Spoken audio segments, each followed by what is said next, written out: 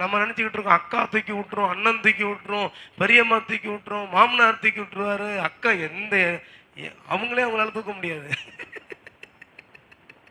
சொல்லுங்க, அவங்களே அவங்களால என்ன உயர்த்தணும்னா தேவனை தவிர யாரும் கிடையாது. இதுதான் செல்வந்தனின் மனநிலை. ஆபிரகாமுக்கு ஆதியாகமம் 14:23 சொல்லுது, எனக்கு ஒத்தாசை வரும், பர்வதத்துக்கு நிறைய என் கரத்தை ஏறெடுக்கிறேன். எங்க இருந்து ஒத்தாசை வருமா? வானத்தையும் பூமியும் படைத்த கர்த்தரிடத்திலிருந்து எனக்கு ஒத்தாசை வரும். இதுதான் செல்வந்தனின் மனநிலை. இந்த காலையில எல்லா கவலையும் தூக்கி எறிஞ்சிட்டு அவரை கட்டியமா பிடிங்க. அக்கா செய்யல கோச்சிக்கிட்டேன், தங்கச்சி செய்யல கோச்சிக்கிட்டேன், பெரியம்மா செய்யல கோச்சிக்கிட்டேன், நாங்க உறவுல பேசிக்கிறதே இல்லை பிரதர். இப்ப ஏன் செய்யல, போல, வரல? நான் சொல்றேன், அவர் செய்ய வல்லவராக இருக்கிறார். சொல்லுங்க, அவர் செய்ய வல்லவராக இருக்கிறார். தாயின் தகப்பன்னு மறந்தாலும் நான் ஒண்ணு மறக்க மாட்டேன்றாரு. அல்லேலூயா. தாயின் தகப்பனும் கைவிட்டாலும் நான் உன்னை கைவிட மாட்டேன். சொல்லுங்க, தாயின் தகப்பனும் கைவிட்டாலும் நான் உங்களை கைவிட மாட்டேன்றார்.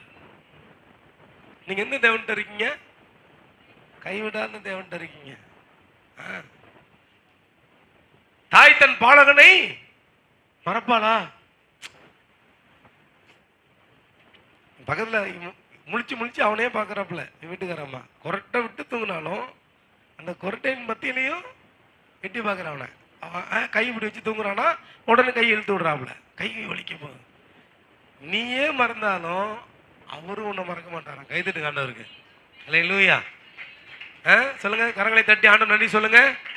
தாய் தன் பிள்ளையை மறந்தாலும், தகப்பன் தன் பிள்ளையை மறந்தாலும், கர்த்தர் ஒருத்தர் இருக்கிறார், அவர் என்னை மறக்க மாட்டார். அவர் நியாயம் நீதி செய்கிறவராக இருக்கிறார். என்னை உயர்த்துறதுதான் அவருடைய வேலை. அல்லேலூயா.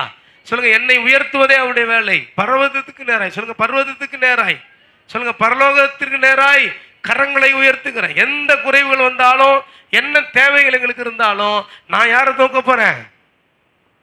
பரலோகத்துக்கு நேரம் கைகளை உயர்த்த போறேன். கரங்களை தட்டி நன்றி சொல்லி ஆமென். என்னை விட எத்தனை